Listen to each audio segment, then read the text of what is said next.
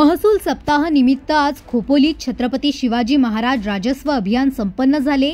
या अभियानासाठी कर्जत खालापूरचे प्रांत अधिकारी प्रकाश सकपाळ, खालापूरचे तहसीलदार अभय चव्हाण, नायब तहसीलदार सुधाकर राठोड, खोपोलीचे मुख्याधिकारी डॉक्टर पंकज पाटील, खोपोली मंडळ अधिकारी भरत सावंत, माजी नगराध्यक्ष डॉक्टर सुनील पाटील, माजी उपनगराध्यक्ष मोहन औसलमल, सेनेचे शहर प्रमुख संदीप पाटील, नगरसेवक महादू जाधव, भाजपाचे इंदलमल खंडेलवाल, हेमंत नांदे, युवा नेते विक्रम साबळे यांच्यासह अनेक मान्यवर उपस्थित होते।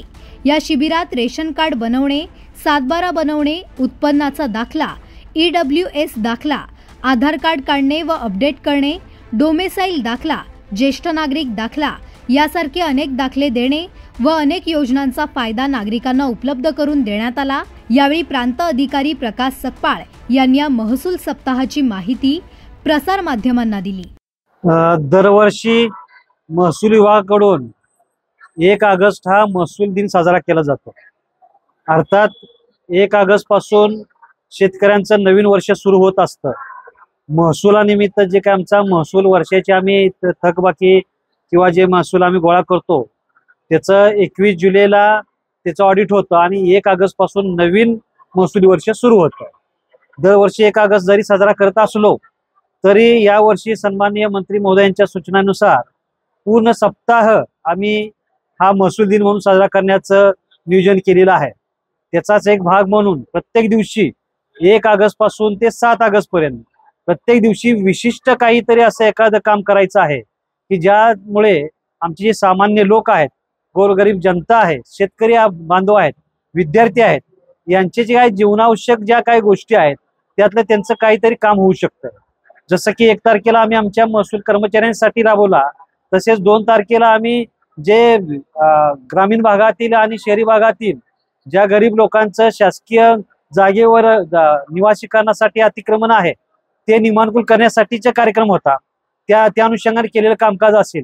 3 ऑगस्टला पुन्हा कार्यक्रम होते, जसं की प्रत्येक गावात जाऊन पानंद रस्ते, गावंड रस्ते मोकळे करणे, दुतर्फा झाडे लावणे।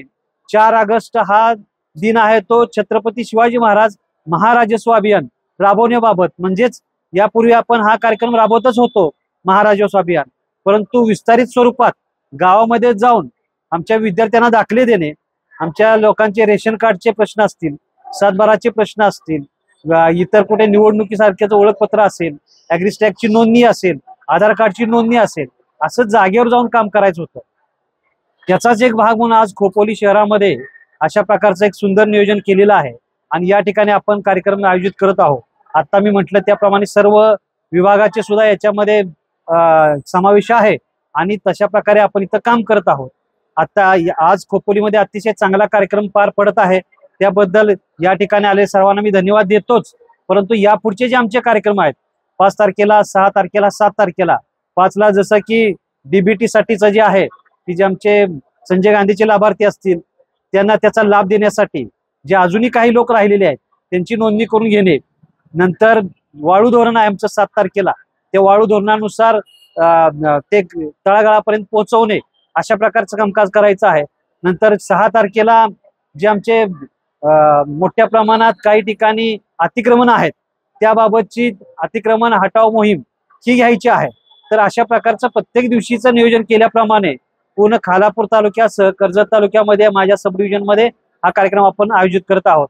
जनतेचा चांगला प्रतिसाद मिळत आहे, आमचे कर्मचारी पण त्याच्यामध्ये परिश्रम घेत आहेत आणि लोकप्रतिनिधींचा सुद्धा सन्माननीय मंत्री महोदयांची एक सूचना आहे की हे कार्यक्रम करत असताना तेथील स्थानिक लोकप्रतिनिधी, तिथले ज्येष्ठ नागरिक, महिला यांचा त्यामध्ये समावेश घ्यावा की जेणेकरून हे शासनाचे उपक्रम तळागाळामध्ये लोकांपर्यंत पोहोचतील आणि अधिकाधिक लोकांना त्याचा फायदा होईल।